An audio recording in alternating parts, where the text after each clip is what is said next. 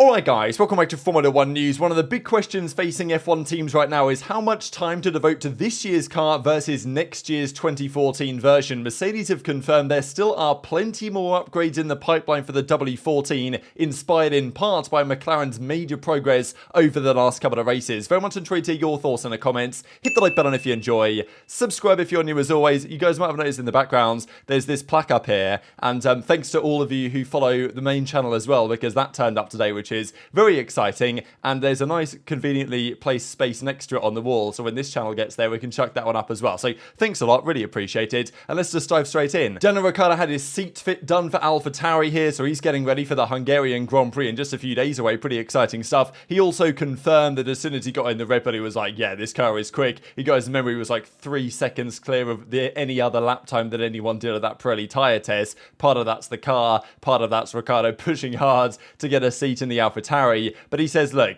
he wants to do well. He's not expecting to come out of the blocks and start scoring points immediately, but he obviously doesn't expect to start slow at Alfa Tauri, wants to beat Tsunoda, recognises the car has limitations, and he'll only really know when he gets in the car in practice, quali and the race come this weekend, what the achievements they're expecting him to achieve really are. Like, obviously beat Tsunoda is a thing that he's focusing on, but how often can he score points? It's going to be a challenge. And as he says, it's a challenge. I'm not scared of it, but it's a challenge, and he needs to do well for him to revive his F1 career, but I think he's making the correct decision. Liam Lawson, though, finds himself in a tricky spot because he's currently racing Super Formula in Japan. They wanted to replace Nick de Vries. Getting Liam Lawson in now would be a bit of a tricky timing. They wanted someone with experience like Ricciardo, and there's multiple reasons, let's just say commercially, why you'd want Ricciardo back in the car. So Liam Lawson's like, look, I just want a seat. I don't care whose it is, I just want a seat, and his goal to achieve that will be, for his perspective,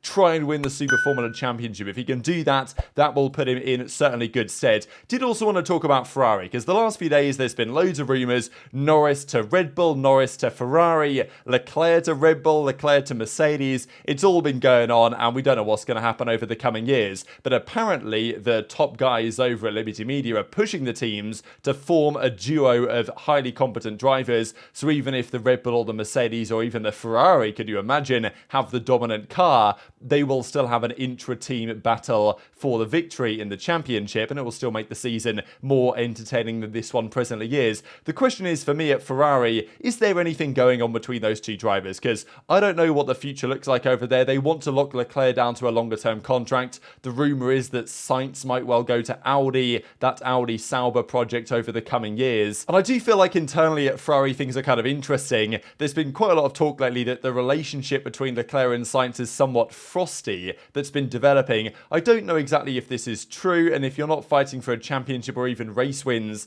it's going to be less frosty than it would be otherwise. And I think even Hamilton-Russell is there's a little bit of tension there with Hamilton and Russell, but it's not anything crazy, mainly because they're not in a championship winning car. Probably the same story at Ferrari, but I think Sainz feels a bit hard done by in the fact that he's actually been better, I think, than Leclerc quite a lot lately. But he always tends to fall a little bit shy in qualifying, and it generally means that Leclerc has the preferential situation for the race. Sainz has been probably got quite unlucky with the circumstances in Austria as well, all things considered. So, you know, I can sense there a little bit of something going on there, but I do wonder what they do in the medium term. And also Haas, there's been some talk even from Hülkenberg just today or yesterday that he had some conversations with Red Bull a long time ago now, right? And I don't think that Hülkenberg is going to be the man, given, you know, how old he is relative to Max. I don't think he's going to be their second driver for the future. Would be really interesting to see what Hülkenberg could do. He would get a podium, like at long last, but I don't think they're going to do that. I know that Steiner has said previously that they will probably re-sign both Hulk and K-Mag to the Haas team next year, and I think that would be probably about right, but it's got to be said that Hülkenberg has been outperforming K-Mag pretty hard this year, to be honest, and maybe there's a question as to whether they feel like another replacement for Magnussen could be an option on the table there. I guess we'll see about that. But let's discuss Mercedes and the battle that Hamilton had, of course, with Norris, and just the other car development in general. There's been a big battle there behind Red Bull for development rate. Ferrari made some progress, Aston made some progress, Mercedes made some progress, and now it's McLaren that are coming through. And Hamilton says, look, this is one of the most exciting times I think we have seen in the sport. And if Red Bull didn't exist, or if Red Bull were at the same pace as these guys, we'd have a phenomenal championship on our hands. There's been, you know, I think 5 different teams have led a lap this season. Mercedes Mercedes have led a couple, Ferrari have led a couple, Max Verstappen's led like 500 on his own, and I think a dead bird has led more laps than any of the other teams combined. You guys remember in Canada, a bird got stuck in Verstappen's brake duct and has led more laps than anybody else has combined, at least from the perspective of other teams, but still, it's quite entertaining behind Verstappen as it stands, and I think that Hamilton makes a fair point. The question is, how far do you go with this year's concept? Because Hamilton doesn't care where he places in this year's championship. I'm sure it'd be nice for him to outscore his teammate and actually go 1-1, because of course he on points lost to Russell last season, so that would be, I'm sure, a goal of Hamilton, but he doesn't really care if he's P2 in the drivers or P5, P6. It's all another loss at the end of the day, and the focus is on 2024. The question is, how much do you focus on that? Red Bull are already doing a lot of focus on next year's car, as will Mercedes be, as will the other teams be, but there is the debate as to certain upgrades you bring to this year's car are also relevant for next year. They might have to be done in a slightly different way, but it's concepts, it's ideas, it's theories that you want to bring to next year's. You've got to test them, and one way to do so is to bring upgrades to this year's car, kind of like how Mercedes did in Austin last year. They brought an upgrade package that they said, look, this isn't here to make us incredibly competitive, but this is here to prove that next year's concept is the way to go. Now, you know, in hindsight, that doesn't seem so smart, but it did help them win a race in Brazil. The pack-chasing Red Bull of Aston Martin, Ferrari, us, and now McLaren is ever so tight. And is there any opportunity for the upgrade race to actually give us an opportunity to establish a lead in that very closely knit bunch? Well, simple answer is yes. We're only just around about halfway through the season, and there's still plenty more development to come in these cars. All of the teams will, of course, be turning their attention to next year, and that will sort of just defang all of us a little bit in terms of the rate at which we can improve our cars. But for each of us, and for us absolutely, there are improvements that we would like to make on the current car that we know will also carry into next year. So it doesn't feel like sort of throwing good money after bad. It feels like you're investing in both seasons with those upgrades. So for us, yes, you'll see the upgrades coming for a little while longer. I suspect for the others too. And what you will get in these next sequence of races is a little bit of yo-yoing for position in a very closely typed, a closely packed bunch, as upgrades sort of make the difference for one team for a while until someone else will come out of sequence with another upgrade a race or two later to sort of even things back up. And where it will all settle down for the final sort of quarter, 1/3 of a season, we'll see. Hopefully we'll have our noses in front and be able to have a strong second half of the season. Well, I guess all of the teams, as they upgrade, we keep an eye on them. We take loads and loads of photos and we try and figure out what changes from race to race. And we note when something new or unusual comes along. The interesting thing, an unusual thing about the McLaren upgrade is its lap time effect is really quite strong. It's pretty unusual to have a step of that size of relative competitiveness in the middle of a season. And, you know, chapeau to them, they've done a really good piece of work there. But that is also makes it interesting for us because we have the before and after shots and we know the lap time effect was big. So well worth us paying more attention than we normally might to a team's or a competitor team's upgrades, because in this case we know that whatever changed has made a really meaningful difference to their lap time.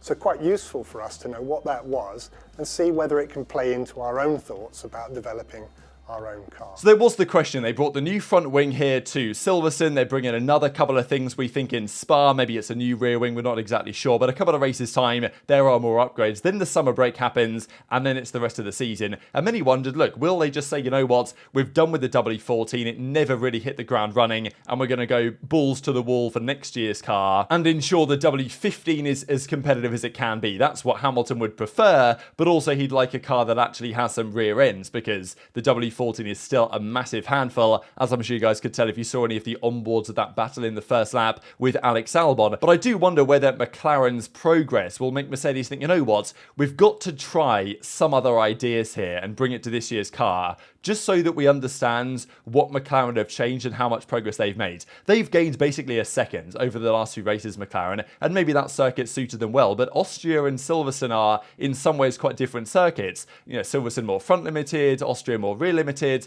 There's some different corners there, and yet the McLaren performed admirably at both, and certainly better at Silverstone. And as James Allison said in that clip, we need to pay a lot of attention to McLaren and understand what they've done, what they've taken from the Red Bull concept to make such a meaningful difference to their lap time. It definitely is an unusual level of progress that McLaren have made, and Toto Wolff is now wondering, all right, the goal here is to win the World Championship. P2 or P3 doesn't impact me in the team. That's not going to happen this year, so we need to set our eyes to next year and then see all the races to come to learn, develop, and make sure we can carry that forward to next year. But having said that, the regulations are the same, so you're not learning nothing by continuing this car. It's a balance that you have to strike. So if the car's basically going to look the same next year, bringing things to this year's car can actually be more beneficial in some respects than just ploughing all your development into theory for next year, which may or may not work in reality. So it's a balance to strike, but what it probably does mean is that we're going to see more from Mercedes. After the summer break, the likes of, Austin and other tracks like that, you might see more things from Mercedes from now to the end of the year, as you'd expect from other teams as well. Aston Martin have said they have an aggressive development program, and Red Bull are bringing upgrades in Hungary, and they might bring a couple of more things, but at some point, probably earlier than any other team, Red Bull are going to call it a day and move on to next year's car, which they've probably 90% already done, let's be honest. And Mercedes need to ensure that they don't just develop hard this year and then again start next year 3/10, 4/10 off the Red Bull, because if they do that, the championship's probably gone again, which is not what they want to be. And Hamilton will sit here this year saying, because last year Hamilton was saying, I don't care where I finish in the championship, it's all about 2023. And now Hamilton's saying, I don't care where I finish in the championship, it's all about 2024. So I don't know if maybe he should join Ferrari and become part of the next year TM branding. But yeah, that is just one thing to look at there if you're Mercedes. Just quickly before we close out on the engines for 2026, lots of talk about the hybrid power unit, the ICE combined with the electrical engine, and exactly what that means for the future of the sport. Is that good? Is that bad? Red Bull say bad, Mercedes say good, probably because they're at two ends of the spectrum in terms of how well the development is going. Now, one argument that I would like to see, and I actually agree, can you believe it, with Domenicali on this, is the future of the engines in Formula 1 going back to what we previously had with the ICEs as they were, with no electrical stuff would be my preference, but the fuel can be sustainable, right? And this is the thing, the batteries and electricity sound sustainable, but when you look at where the batteries come from, where the materials are mined from, and the amount of energy that goes into producing that, it's arguably worse for the environment than the normal combustion, right? So this is the thing, it's nice in paper, right, or electrical energy and all this, but the reality is that sustainable fuels might actually be the way that F1 can push sustainability while maintaining an approach that might be more relevant and just straight up better, because Domenicali says, look, we want to get back to having those beautiful engine sounds of the V10s. People like that in Formula 1, we've got to put that on the table, and he says maybe in the future, just straight up naturally aspirated engines, no turbos, no hybrids, with sustainable fuel. With e-fuel, we think we'll be able to be simpler and lighter single-seaters, because that's the other thing. Batteries are heavy, man, and we want the cars to be lighter again, equipped with aspirated engines without a hybrid, capable of returning that we were used to. So this would be great to see. It's not going to happen in 2026. Whenever the next engine regulations are, maybe it's going to happen then. But I think some positive signs that they might have actually figured out that we need to head back in that direction, because there's been some negativity, let's say, as to the direction that Formula 1 is presently moving in, and I can totally understand why. Very much enjoyed your thoughts in the comments. Hit the like button if you enjoyed, subscribe if you're new, take care, and I'll see you next time.